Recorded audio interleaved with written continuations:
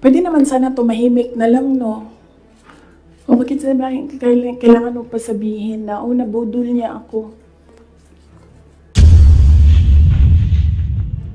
Pwede ba, pag nakita niyo siya, sabihan niyo siya, alam niyo, don't ever mention her name or say na I was deceived by her, ganyan. Para hindi tayo nagganito ba?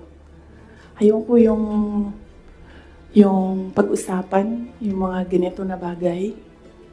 So sabihin niyo sa kanilang lahat, huwag niyo na lang banggitin yung pangalan niya kasi pag binanggit niyo yung pangalan niya,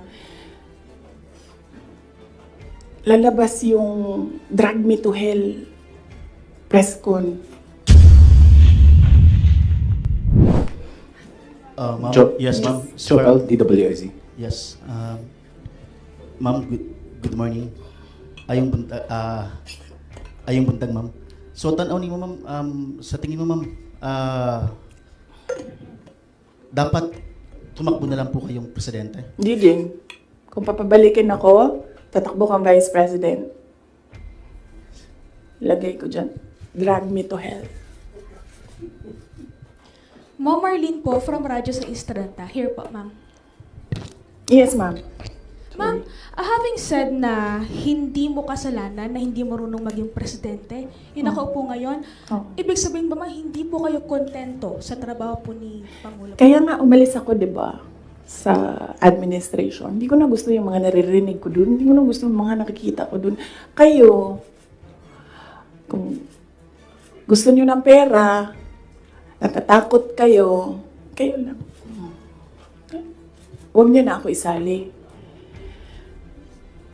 The reason why, noong 2016, ito, sidebar na lang ito, hindi ito kasali, lagi tayong tatagal nito. Huwag na yan. Sige. Ano, o hindi. Hindi ko na gusto. Kung presidente nyo siya, okay lang. Ako, hanggang vice president lang ako. Hanggang number 2 lang itong bansa na ito. Wala itong number 1 para sa akin. Yes. Bea, Ma'am Boracho. Yes po. Hi ma'am, kanina po kasi sinabi nyo na, ma'am here. Yes. Kanina po kasi ma'am sinabi nyo po na hindi ka naman po inask ni VP Lenny para maging vice president niya. Did you somehow wish na sana inask ka na lang po niya na maging vice president niya to run alongside her? Hindi, ma'am. Uy, ginuukok og nidaog si Lenny. Gukdon, manggihapon na nila si PRD, di ba? Mag-ICC, gihapon na. Ay, samot na. Si Trillanes o si Lenny, magkauban man na sila. So kung presidente si Lenny, ilahag hapon ng ICC. Alam niyo ba bakit hindi umuusad yung ICC? Kwento ko sa inyo next time. Masyado na kayong madaming material. Pwede natin i-cut ito. Red Mendoza. Ma'am, sorry po ma'am. Ma'am, may hanging question ako sa inyo the last time kasi ito yung tungkol doon, yun nga, you're referring nga yung tungkol doon sa tandem ninyo with the President BBM. And do you think po ba may regret po ba din kayo kasi yung mga supporters ninyo were forced to vote for the President as tandem? Yun nga yung sinasabi ko before na kasi may mga supporters din si President Marcos sinasabi na budol din sila sa Nino? inyo. Budol ako.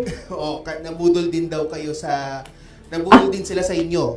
Parang gano'n sinasabi ng mga loyalista ni BBM na bumoto sa inyo as tandem. So, pwede na po ba masagot yun, ma'am, kung sa tingin niyo po ba bumaba yung pagbaba ng inyong suporta sa mga loyalista ni BBM ay parang enough po ba sa iyo na or does it matter po ba na bumaba yung suporta ng mga loyalista ni BBM sa inyo? Hindi ko alam kung ano yung nire-refer nila na nabudol ko sila. Hiningi nila sa akin yung kampanya ko, binigay ko sa kanila, nanalo sila. So, saan doon ang budol? Nung tumulong ako sa administration, ang DepEd was what? Top 3? The morale of the teachers were so high na they were happy maghirap na magturo, rain or shine, doon sa mga classrooms. So, Saan doon ang budol? Sa akin ba yon kung number 3 ang DepEd? Ako ba ang presidente? Hindi. Sa kanya yon. Cabinet member lang ako. Diba? Accomplishments ng DepEd. Sa akin ba yon? Hindi.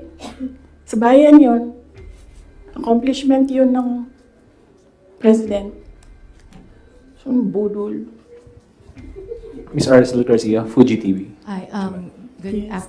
no. Hello, ma'am. Yeah, during the time of your dad as president, he was not also having good terms with the Vice President Lenny, and now apparently parang naging ano na to, naging president yon on this administration as well. How do you feel about that? And my follow-up question would be, are you looking into running on 2028 as president? Okay. So, si PRD, in all fairness to the person, hindi yun nanggigipit ng tao. Hindi niya ginipit si Lenny Robredo. Tinanong ko, bakit 700 lang yung budget ninyo at the time? Kasi 700 lang talaga ang pinropose. Hindi natin alam anong rason. Yan yung sinabi ko doon sa budget hearing. Hindi siya nanggigipit. Sinuspend ba ni PRD o tinanggal sa pwesto mga politiko na kaibigan ni Lenny? Lahat ng mga tumatanggap sa kanya doon sa iba't ibang lugar, nasuspend ba yun? Nawalan ba ng budget? Wala naman. I don't remember anyone ever complaining na naalis sila sa pwesto kasi kaibigan nila si Lenny Robredo. Wala. So, hindi yan siya mahilig manggipit ng kalaban. Kung maalala niyo, kalaban niya sa politika. Hindi sa personal na buhay. Sa politika, si Speaker Nograles, never yon nagipit sa Davao City. Si Trillanes, yan. Mortal enemy niya si PRD. Si PRD thinks nothing of him. Pero, ginipit ba yun? Wala. Diba? Kita nga natin siya kung saan-saan. Kita nga siya sa kasamang Lance Mego, Diba? Newswatch Plus. Good morning, ma'am. Hello. Good morning. Yes, sir. Good morning po. So, since we're on the topic of the election, 2022 elections, recently po kasi nagkita si Pangulong Bongbong Marcos at si Vice President Robredo sa isang event sa Sorsogon. And may sinabi po si Pangulong Marcos na this may be a step for political reconciliation. How do you feel about this meeting and that statement? Wait lang ha. And the 2028 question, ma'am. Oo. Sa sunod na lang yan, ma'am. Ano ba yung sinabi ko na date? Kailan nga ba yun? Fourth quarter of 2026. Fourth quarter of 2026. So, kung mag-advise ako kay Lenny,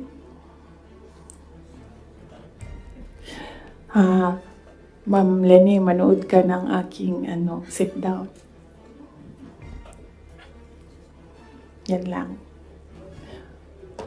Wait, hindi ko na ituloy ito. Hello, Mahaba pa ito, good ma'am. morning po, Sir Edisman. Madam Vice President. Ang papa niyo po ang naggawa ng desisyon against all Filipinos na may libing si Marcos Sr. sa libigan ng mga bayani. Ano na po ang nangyari ngayon?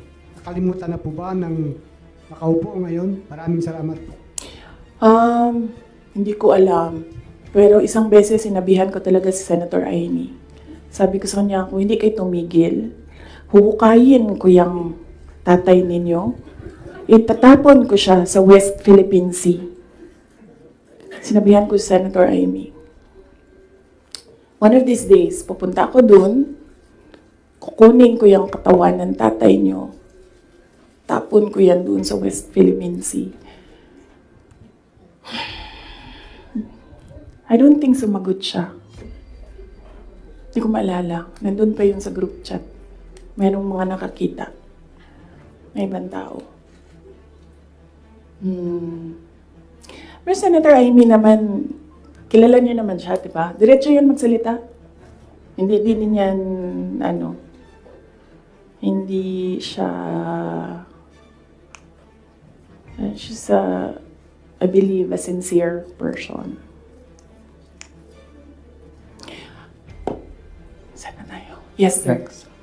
Substantiate claim na hindi marunong maging presidente, presidente na nakaupo ngayon. Example, you mentioned na hindi mo na gusto yung mga nakikita at naririnig when you were there. And second question mo, genuinely curious because you had a long narration of what transpired from 2021 until 2022. There was a lot of negotiating, there was a lot of political discussions on who to run, who will step down. But I'm genuinely curious, ma'am, where is the public in all of these discussions? Where did you ever discuss policies, platforms? Because it's as if it's political families discussing the future of the country without regard for the public. And you mentioned that the context of all these of this press call is to give justice to the 30 million plus Filipinos who voted for you and the president. Yes, oo. Unahin ko muna yung last question. Last question was, hindi ko alam sa kanila. I mean, you should ask the president kung ano yung platform niya. Pero very clear yung platform ko. It was continuity of build, build, build. It was mapayapang pamumuhay, edukasyon, at trabaho. Very clear. And when I won, it was still mapayapang pamumuhay and trabaho and edukasyon, all related to security. And noong hindi ko nakuha yung overarching na sector, I focused on education. Siguro yan na rin yung sagot sa unang question mo. Paano ko nasabi na isubstantiate ko yung sinasabi ko? I don't ever remember may platform siya na sinabi kung anong gagawin niya para sa bansang ito. Di niya sinabi ano ang gagawin natin sa food security. Wala siyang sinabi kung anong gagawin natin sa inflation na darating. Kasi alam naman natin na at the time na darating yun eh. Kasi nakikita na, na-forecast na siya. So, yan yung pagsasubstantiate ko sa sinabi mo. I don't ever remember, may plataforma siya, I don't ever remember him discussing kung ano ang gagawin sa problema ngayon. Alam niyo noon, pag pumupunta ko sa 7-Eleven, expensive yan na tindahan, di ba? Ay, sorry, 7-Eleven. Pero yes, expensive sila. Kasi, ano sila, go-to. Mabilis ka makabili, nandun yung kailangan mo. 1,500 ko noon. Bili na ako ng corned beef, bili na ako ng tinapay, bili na ako ng ano-ano. Ngayon, ang 1,500 ko, tsokolate na lang ang mabili ko. Tsaka ice cream. Wala na ang corned beef, wala na ang tinapay. So, yes. Senator Marcos Happen, sinabi mo itatapon yung Just a very quick follow-up. Oo. Did the conversation happen between you and Senator Amy na you mentioned natatapon Hindi kasi conversation yun eh, group chat yun. Tapos, noong banat sila ng banat, sinabihan ko na talaga siya. Sabi ko, one of these days, huhukayin ko talaga yan. Tatapon ko yun towards Philippine Sea, yung tatay ninyo.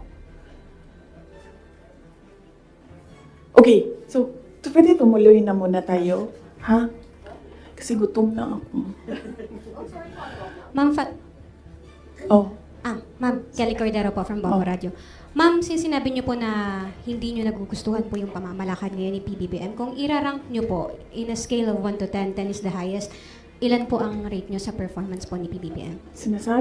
Nasabi ko kanina, 10 is the highest, 1 lang ang rating niya. Sabi ko na kanina, di ba, kung kayo gusto niyo, wala man akong problema. Huwag niyo na lang ako isali. Ako, hanggang number 2 lang ako. Walang number 1 ang Pilipinas ngayon. Kung meron man, ang daming number 1, iba-ibang direksyon sila. Once follow-up? Ma'am, follow-up lang po. Since you mentioned na President Ferdinand Marcos, you don't remember at all him discussing with you kung ano yung platform niya when he run for the presidency. Pero kayo po ba, did you insist na parang sa part ninyo, this is what you want for the country? Yes. Yes. running? Oo. Sa kanya or sa tao? Sa kanya po, nung nagdi-discuss kayo na dapat po may plataforma tayo. Kasi naman, di ba, ang expectation mo, pag tumakbo yung tao, meron siyang sinasabi na gagawin niya. And, pasensya na. Pero nung nakaupo ako doon at the time, hindi ako nakikinig sa kanya. Ang naririnig ko lang, sama-sama tayong babangon muli. Apparently, yun lang yung naririnig ko. And when you say, sama-sama tayong babangon muli, you will do something to make this country the best that it can be. Kasi sama-sama tayong babangon muli, di ba? So, ibig sabihin, walang maiiwan. But apparently, madami ang naiiwan ngayon. Yun lang naririnig ko noon. Ang mali ko ata is nag-assume ako na when you say, sama-sama tayong babagon muli, gagawa ka ng mga bagay para sa bayan at para sa taong bayan. Nag-assume ako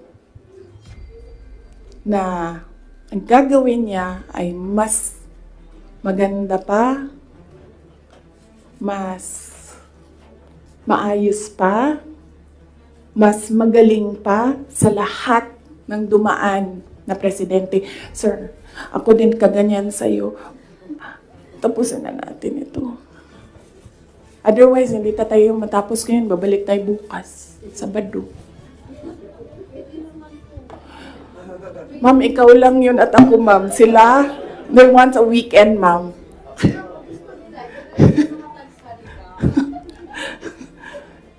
Wait lang. Yes, sir. Yes, sir. Yes. Balikan ko lang po yung sa political reconciliation kuno ni President Marcos pati ni dating former Vice President Leni Robredo. Hingin ko na lang po siguro yung assessment nyo na bilang, ayun nga po, tumakbo kayo kasi ginamit kayo para manalo laban kay Leni kasi nga natatalo na raw sila. So sa tingin nyo, bakit po kaya ngayon nakikipagkita? Bakit ngayon nagkakaroon ng movement towards political reconciliation habang nag-aaway kayo? Oo! Sabi, di ba, sinabi ko na yan ng budget hearing, ako na lang man isa na iiwan dito. Ako na lang isa na iiwan dito. Nagsama-sama na ang mga dayuhan, huwag niyo akong tanungin about foreign policy. Mga dayuhan, mga NPA, mga smuggler, mga drug addict, ang mga yellow, liberal, at sino yung isa? Administration. Sama-sama na yan sila lahat.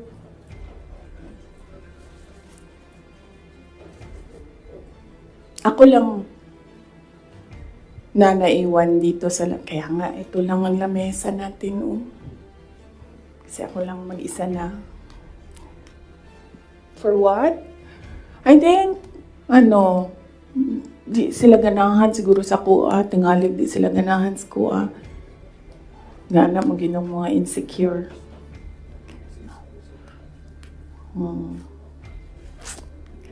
So, ang tagline ng OVP is, para sa Diyos, bayan at bawat pamilyang Pilipino. Hindi na po ngayon.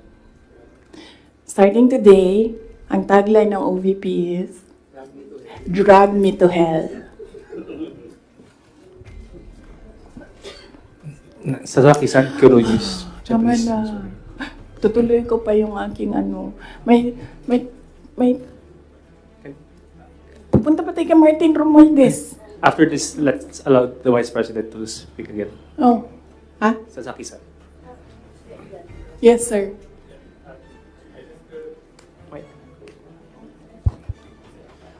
I just wish to have a question. If you didn't participate, if you didn't join UNITEAM as a vice president 2 years ago in the election, do you think BBM could not elected? And do you think that was better result for people of the Philippines? And also, do you feel your contribution was underestimated or ignored by the administration? Contribution to the campaign, to the election. Okay. If I did not run, would he have won? I do not know. I've not seen his numbers without my number, but I'm sure their side has seen his numbers against Leni Robredo with and without Sara Duterte. So, I've not seen it. I wouldn't. Maybe I think they know that they will not win because that was what Senator Aimee said. We cannot win against Leni Robredo without Visayas and Mindanao. Yes. The other question is, Do you think if you didn't agree to be in the UNITEAM, maybe BBM would not be elected? Is that better result for the people of Philippines now, do you think? if I wouldn't know as well. I wouldn't know if we would be in a better place if Leni Robredo is president. Something that is speculative. So I cannot answer the question if we would be in a better place if we had another president, not BBM. And also, do you think your electoral contribution was underestimated or ignored by the current administration? Yes, I believe so because we are here today because he said he was deceived. So yes, I believe yes, and they've been saying that in their communications that. In fact, ayaw ko i-mention ang pangalan niya. So I'll just mention his initials, LG. Yan ang sinasabi niya. She did not bring anything to the table. When in fact, I am here sitting down today to tell everyone they needed me. I don't need them.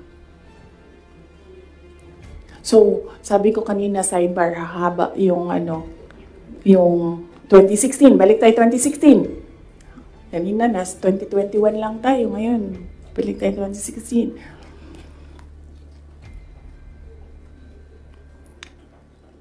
Maalala ninyo, ayaw tumakbo ni President Duterte ng president kung hindi ako tatakbong mayor. Paulit-ulit niya yan sinasabi, hindi ako tatakbo kasi si Inday Sara ayaw niya tumakbong mayor.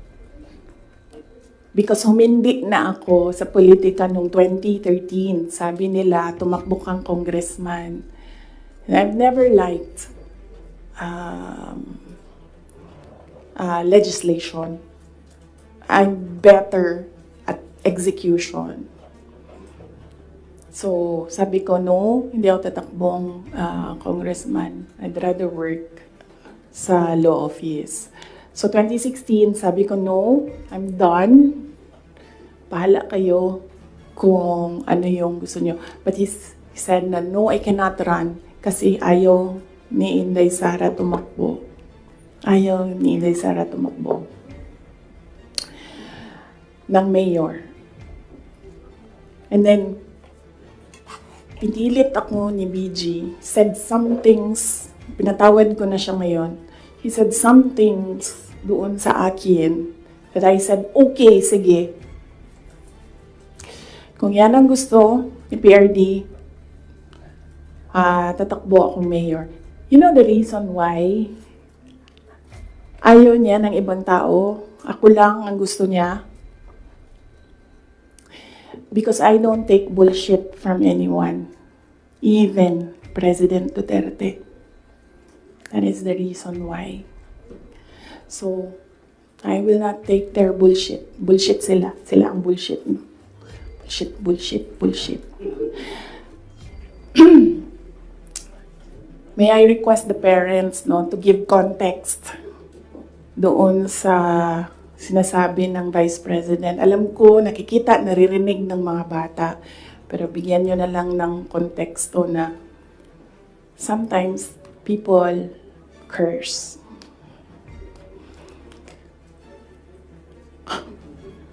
Ano na? Oh, so DepEd. So, personal, and then, bakit ako nag-resign, umalis sa administration, DepEd. Alam niyo na yon. Sinabi ko na yan, 2 tao lang nagkocontrol dyan. Ulitin ko lang mabilis. Si Zaldico, Martin Romualdez. Kita natin yan. Tingnan nyo ang NEP, tingnan nyo ang GAA, tingnan nyo ang tingnan nyo ang NEP, tingnan nyo ang GAB, General Appropriations Bill, tingnan nyo ang GAA. Makikita ninyo ang galawan dyan. Hindi na siya kailangan ng expert. Sundan nyo lang kung ano yung nagbabago. Anong isa pa? Na-proof ko dyan, yung AKAP. Diba? Nagtalo sila sa AKAP. Sinasabi ng mga senador, hindi naman namin nakita yan noon eh. Sabi ni Zaldico, o diba? Pinirmahan nyo, digital signature ninyo, pinahiram ninyo, pinirmahan nyo yan.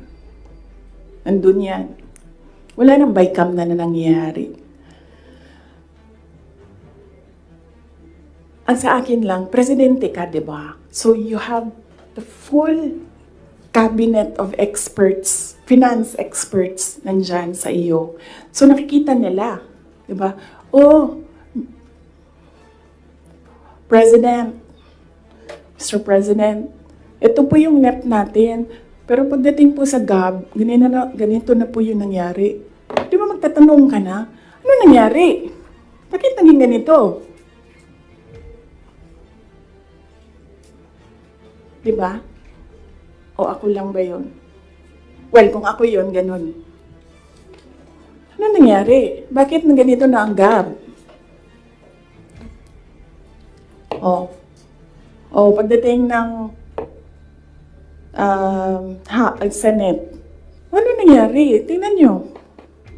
Bakit ganito na? Pagdating ng BICAM, di ba? Merong daming insertions doon. Walang paper trail and then suddenly sa BICAM nandoon na. Di ba magtatanong ka? Bakit ganito? Ano nang ginagawa sa budget? Well, hindi ko nakita yun Hindi ko lang alam kung alam niya. But there is an expectation that alam mo kasi ikaw ang nag-submit ng NEP and nakita mo kung anong lumabas sa GAA. So there is an expectation na alam mo kung anong nangyayari sa budget. So, merong president na, okay, ito yung NEP. Then, after a few months, okay, ito yung GAA. Yung wondering kung alam niya kung ano nasa page 2.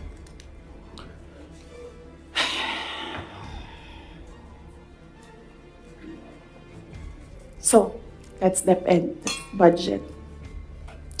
Ang huli, is yung taong bayan. Okay? So, pwede ba, pag nakita nyo siya, sabihan nyo siya, alam nyo, don't ever mention her name or say na I was deceived by her, ganyan. Para hindi tayo nagaganito ba? Ayoko yung pag-usapan, yung mga ganito na bagay. So sabihin nyo sa kanilang lahat, huwag nyo na lang banggitin yung pangalan niya kasi pag binanggit niyo yung pangalan niya, lalabas yung Drag Me to Hell press con. Pwede naman sana tumahimik na lang, no? O bakit sabihin, kailangan mo pa sabihin na, nabudol niya ako.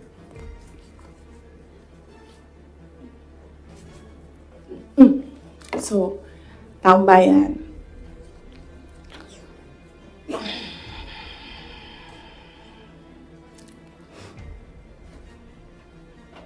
Magkasama kami nag-attend ng isang graduation. Truthfully, I wasn't feeling well. Kasi kinukulam nila ako. Andiyan na sila, umabot na sila sa kulam. Nagsama-sama na silang lahat. Kinukulam pa nila ako. So I wasn't feeling very well. Pero I had to go. Kailangan ko pumunta. Kasi para naman sa graduates yun. Hindi para sa akin yun. That's their happiest day. So nagsama kami.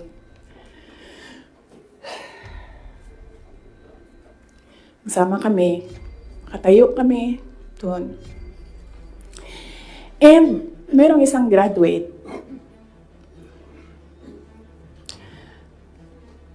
na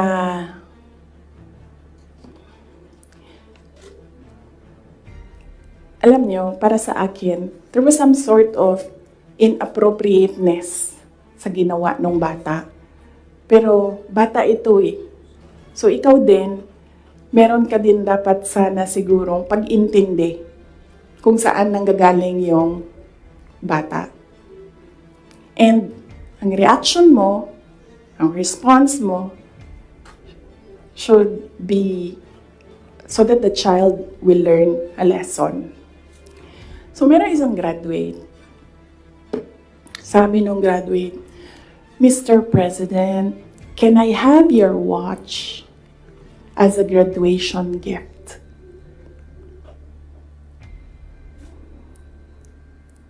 And narinig ko, tabi ako, di ba?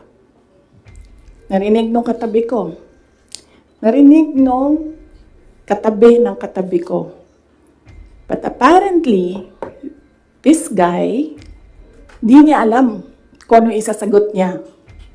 So ang ginawa niya, pinaulit niya sa bata. What did you say? So this time, syempre bata, hindi niya alam ba saan yung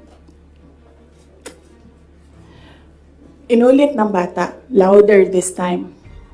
Mr. President, can I have your watch as a graduation gift? Nasagot niya. Why? Why will I give you my watch? At that point, may sakit na ako. I wasn't feeling very well. Nandun lang ako, nakakatayo ako doon kasi may gamot ako. Gusto ko tanggalin yung ulo niya ba?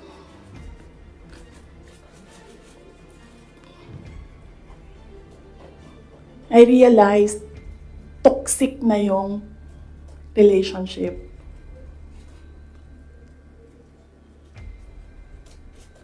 And it did not help na itong dalawang katabi ko, tumawa pa.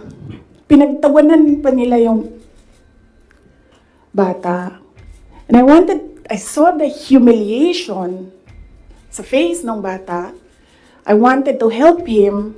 Gusto ko sabihin sa kanya, itong relo ko na lang, relo ito ng Vice President, ito relo ng Presidente, pero I hope this will do. And then I realized na baka mas lalong mapahiya yung bata if I do that. So I just imagined myself cutting his head.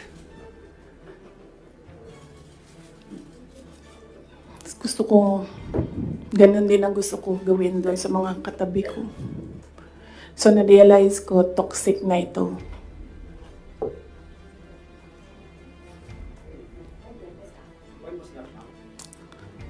One of the graduation, hanapin niyo yung footage, makikita niyo doon yung mukha ko. Tsaka mukha niya. I-lip read niyo yung sinasabi niya. Why?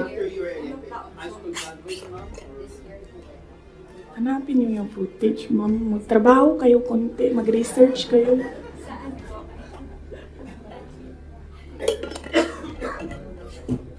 So, gusto ko sabihin sa kanya,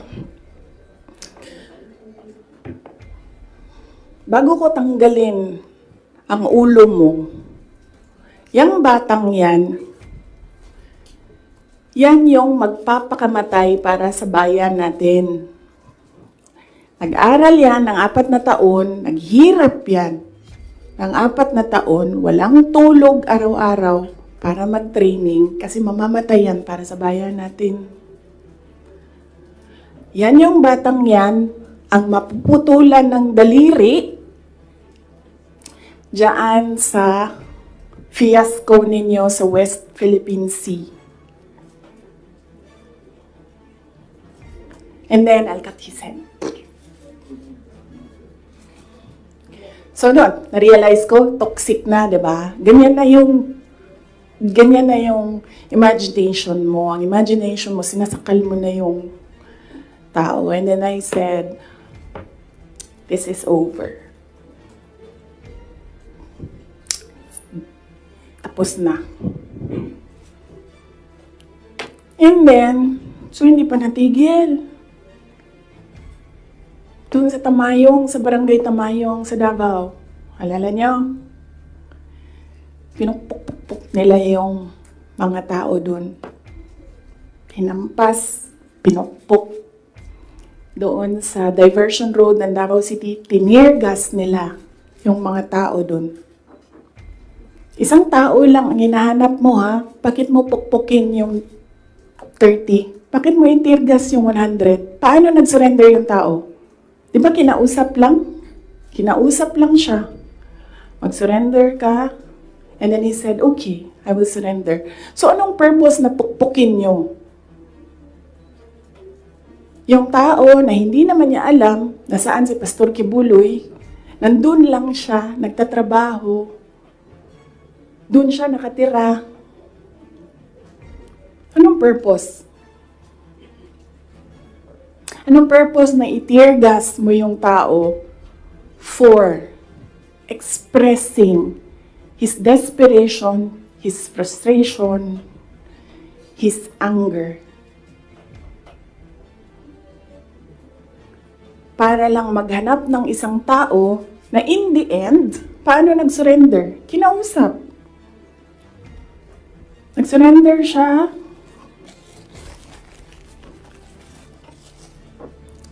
Kinausap siya.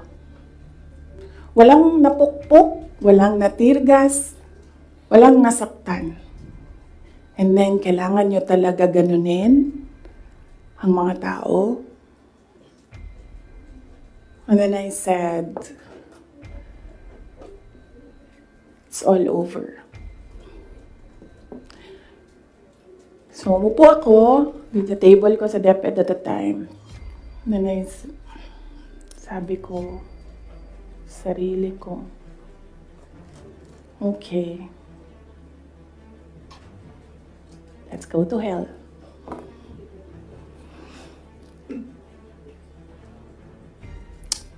So, ano bang ginagawa nila? Balik tayo dun sa yung political reconciliation. Ang gusto nila, hindi ko sinasabi silang lahat, ha. Si Martin Romualdez lang.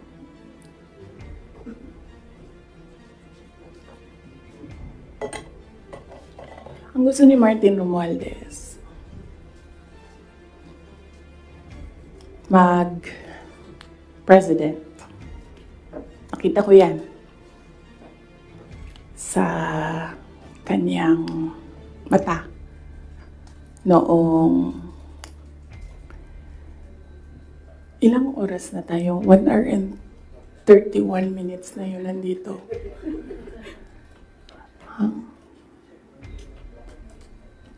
I-cut na lang natin. Tapos next week yung Martin. Pwede, madami na kayong material, di ba? Okay na yun? Oh. Sige. Ang questions natin doon lang sa 1, 2, 3 ha. Sa personal, sa budget, sa DepEd, and kung the way he treats. Alam nyo, may red flag na yan noon eh. Nung kampanya, may red flag na yan. But unfortunately,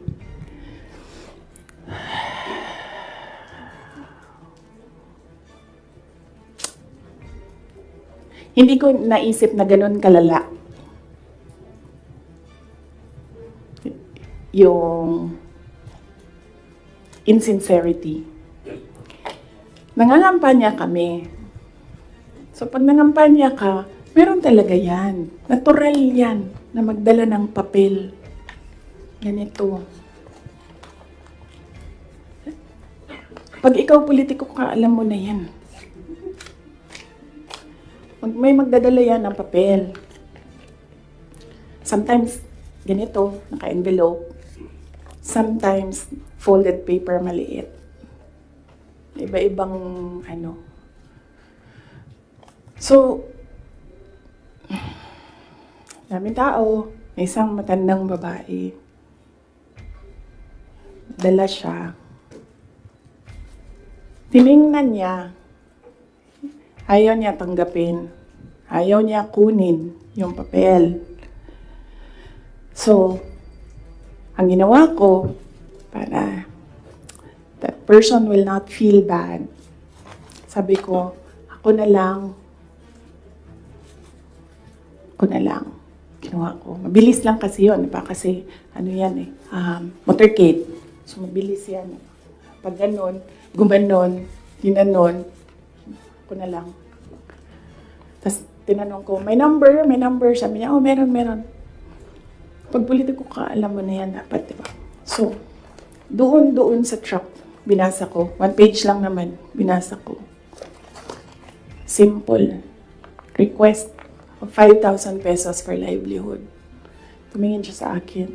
Sabi ko, ako nang bahala nito. Maliit lang na bagay ito. Ako na. Sabi niya, okay, sige. Yan lang.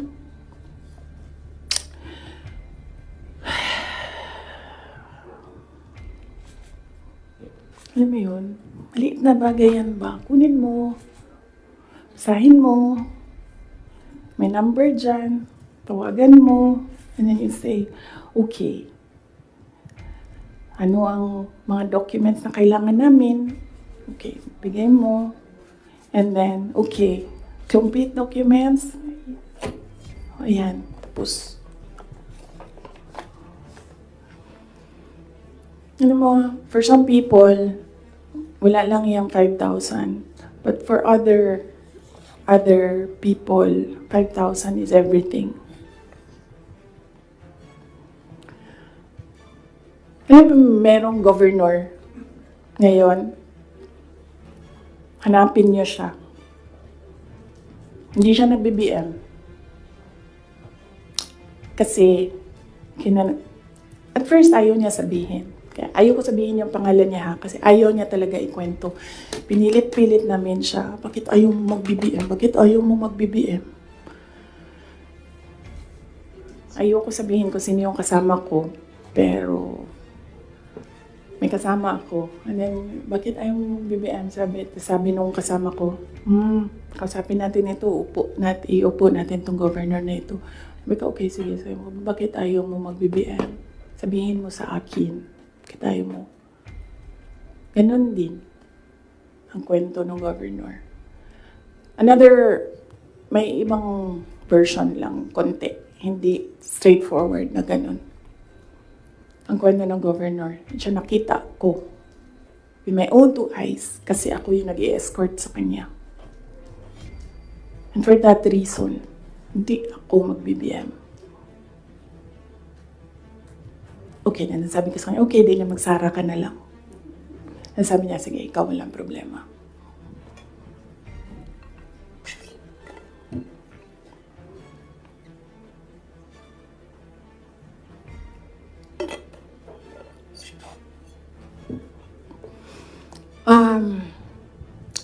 Sorry. Nag-sorry ako sa mga members ng Kingdom of Jesus Christ. Kasi I asked them to support President Marcos during the elections.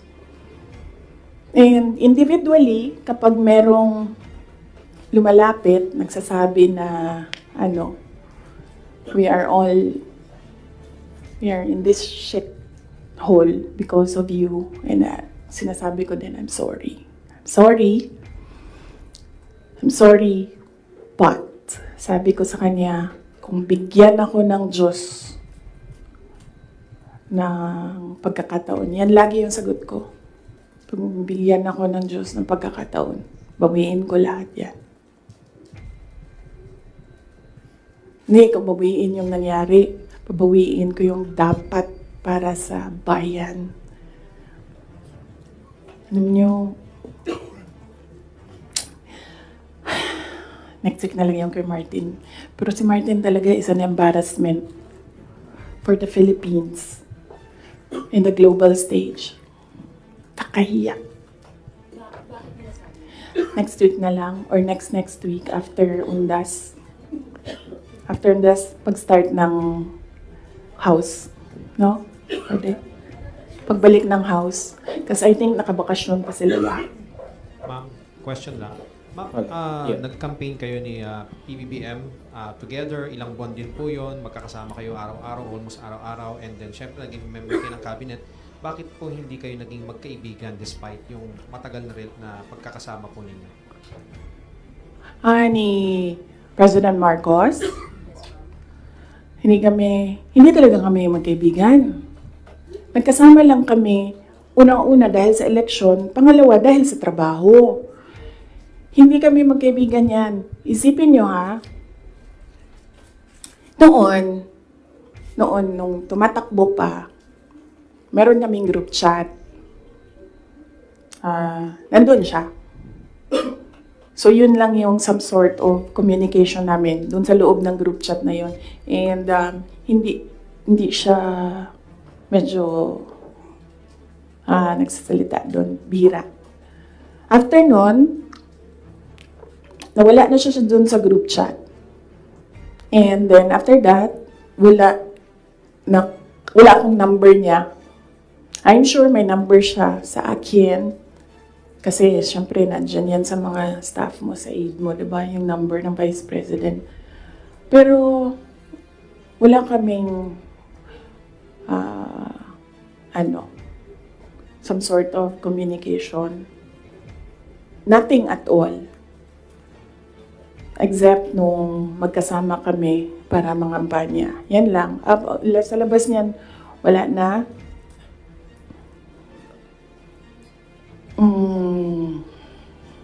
Nagkakausap lang kami dahil sa trabaho. And hindi naman lahat ng katrabaho natin, kaibigan natin, di ba? Nandun lang tayo kasi meron tayong kailangan gawin para sa kumpanya, para sa organisasyon.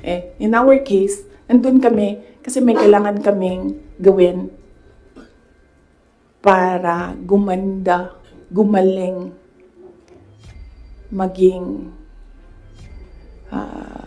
sustainable yung Pilipinas. So, yun lang yun.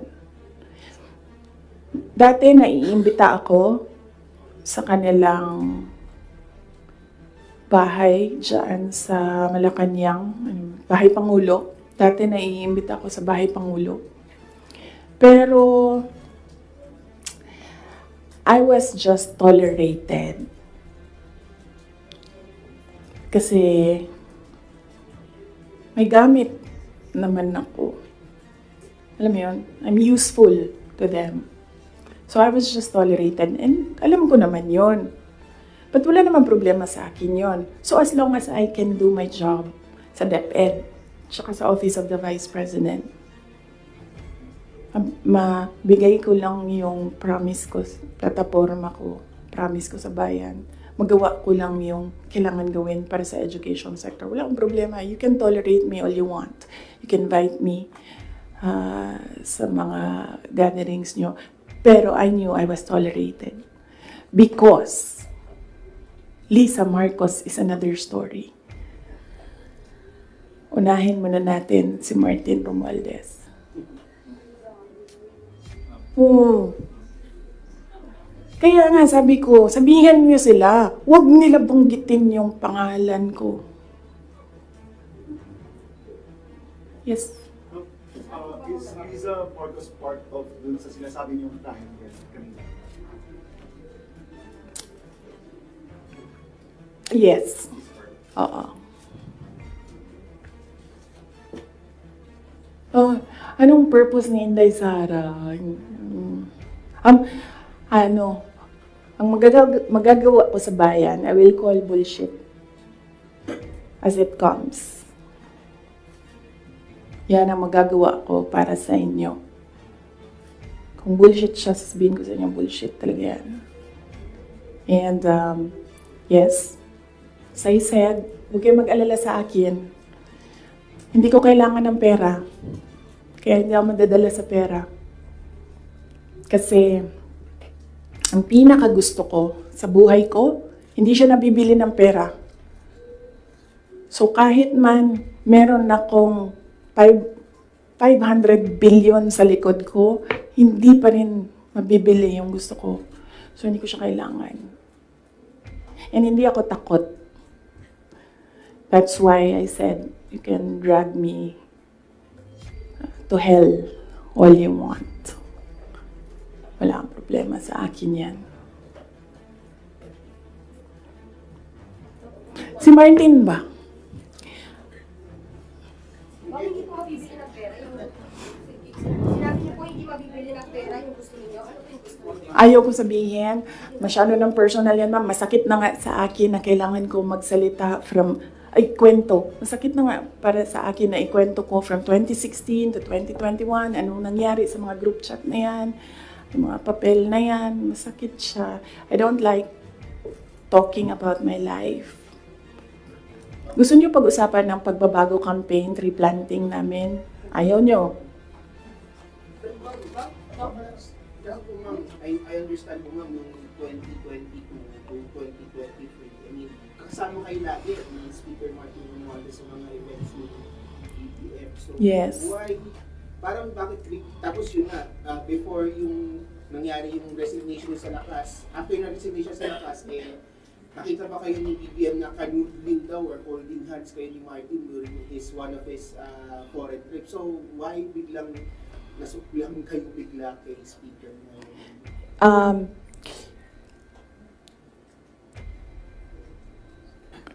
At the time, na-ambush niya ako ni Martin.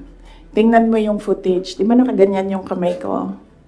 Kasi hinihila ko yung kamay ko. Hindi ko naman siya mahila pag ganyan, di ba? Nilalagyan ko ng force kasi hinihila ko. Hinihila din niya. So, naisip ko, okay, fine. Huwag na natin bigyan ng sakit ng ulo ang presidente kasi ang dami niyang kailangan gawin para sa bayan. Apparently, wala. Pero, at the time, huwag na natin, for me, sabi ko, okay, sige. Ayoko maging headache sa ibang tao. Ayoko maging pabigat sa ibang tao. Ayoko na maabala ang ibang tao dahil sa akin. So, at the time, although hinihila ko yung half-hearted din yun na ginaganon niya. So, okay. Sige. May red flag din yan si Martin eh. Magkatabi kami niyan sa airplane nung kampanya. May sinabi ako sa kanya, may sagot siya sa akin. Pero yes, imagine niyo, meron tayong speaker na on record on paper in another country na tumanggap ng suhol. Kaya, Ma'am, can you elaborate lang po yung speaker on record at kailan ba yung speaker part? Kailan yung Martin Romualdez part? After November? After opening ng house, yes. Let's talk about ng confidential funds ng House regarding po sa DepEd and the OVP's confidential funds. Ay, yes, as I said, antayin natin yung next hearing ng House, Good Governance. Masyado pa kasing, masyadong maaga sagutin sila. Walang lumalabas eh. Gusto ko lumabas so that pwede akong magsalita. Wala. Kahapon, wala naman. All lawmakers were questioning about the... Yes. Ang position ko dyan, sa DepEd, hindi na ako nakikipag-usap sa kanila doon. Sabi ko, kayo nang bahala ko anong gusto nyo gawin dyan. Pero dito sa Office of the Vice President, sinasabihan ko yung mga tao na kapangalan, kung ano yung gusto mong gawin, yun ang susuportahan ko. Kung ayaw mo umattend, susuportahan kita. Kung gusto mo umattend, susuportahan kita. Hindi ko pipilitin kung ano yung dapat mong gawin. Mag-decide ka, and then kung ano yung path, if you decide on the path that you will take, I will support you on that. So, hindi pa kami nagkausap nung merong mga subpoena, hindi pa kami nagkausap kung ano yung gusto nilang gagawin. Basta sinabihan ko sila, I will be with you every step of the way. Sinabihan ko din sila, kung ang decision mo ay magpa-detain, sinabihan ko din sila, sasamahan kita doon sa loob ng detention. Walang problema yan sa akin. Kasi hindi naman lahat ng mga tao kasi sanay sa pressure, sa stress. Hindi sila sanay sa mga ganyan na ilalagay ka sa national TV, papahiyain ka. Hindi lahat ng tao nakakapag-isip ka agad kung anong gagawin, kung anong sasabihin. So, some of them really are saying na magpa-detain na lang ako. And then, sabi ko sa kanila na, okay, walang problema yan. Samahan ko kayo sa detention. Sorry, on the issue of budget naman, since parang final na sa House part ng 733 million, what would that mean for the OVP satellite offices? Would that mean like a total shutdown of 10 OVP satellite offices? Inaantay namin yung GAA. So, pag nandyan na yung General Appropriations Act, alam na namin kung ano, ilan. And then meron na kaming mga options ngayon. Unfortunately, hindi namin siya ma-finalize kasi yung mga options namin kasi hindi namin talaga nakikita kung ano yung nasa batas. Hindi pa kasi batas yung GAB. So, antayin namin, pag nakita na namin kung ano yung numbers, then pipiliin na namin anong options para sa Office of the Vice President. But rest assured, patuloy yung trabaho ng Office of the Vice President para sa bayan. Kung ano man yung kaya namin base sa kung ano yung budget, ibibigay namin yan sa taong bayan. Well, can we explain lang po? Last question, please. Sa Good Government Committee hearing, lawmakers were questioning po about the 16 million pesos po na ginasta ng OVP, particular confidential funds ng 2022 po, na nagasta 11 days para daw po sa rental ng safe houses. One lawmaker even asked po na yung 5 million naman po na nagastos ng 2023 sa third quarter po ng OVP confidential funds, nagastos lang po sa loob lamang, sa loob ng 79 days. So parang nakakapagtaka rin daw po sila na bakit yung 16 million pesos nagastos po sa loob lamang ng 11 days. So, can you give us an explanation po kung paano po ba nagasta nga raw po ito ng particular confidential funds po? Okay, sige. Last question na yan. Last question na yan. Last question. Okay. Unang-una, nag-explain kami lagi sa Commission on Audit kung paano ginastos yan. Lahat ng hiningi ng Commission on Audit, binigay namin. Meron kaming mga hindi nabigay, sinabihan kami ng Commission on Audit, kailangan namin yan. So, we fully cooperated and participated and submitted to the Commission on Audit with regard to the confidential funds.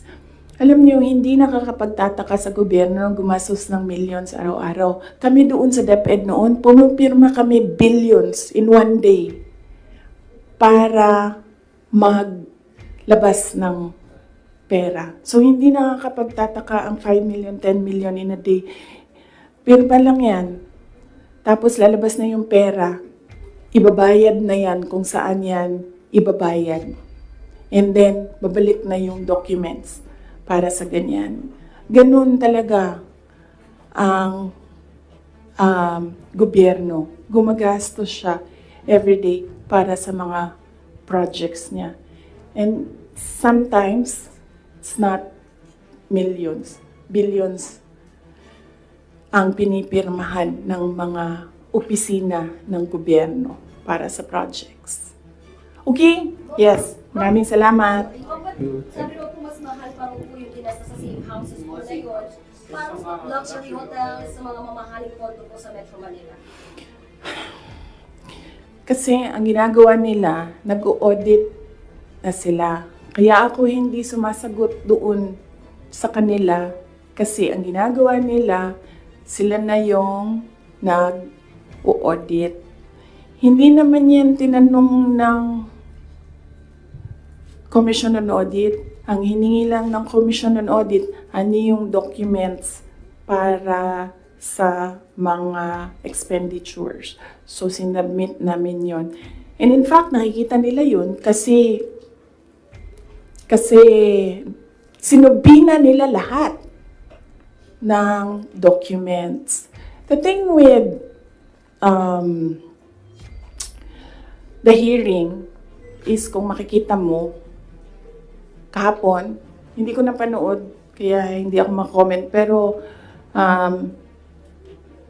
nakita ko sa transcript na kahit anong sabihin ng tao na nakaupo doon, ng resource person, kukontrahin siya noong nagtatanong. Walang tamang sagot sila tatanggapin.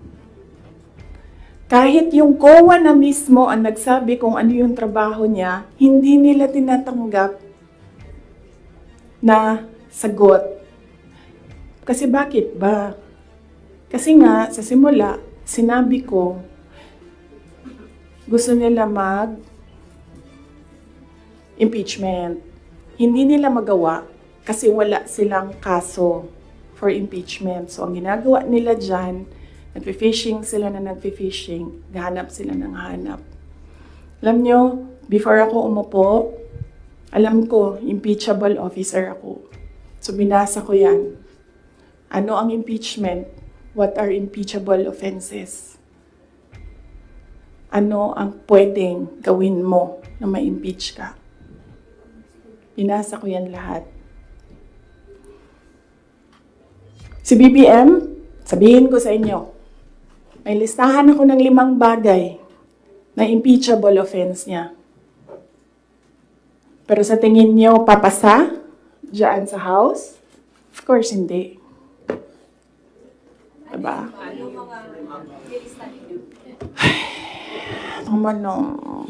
Last question. Last Hindi ba question. kayo napapagod? I mean, Last question. grabe ang energy ninyo. Hindi. DepEd official,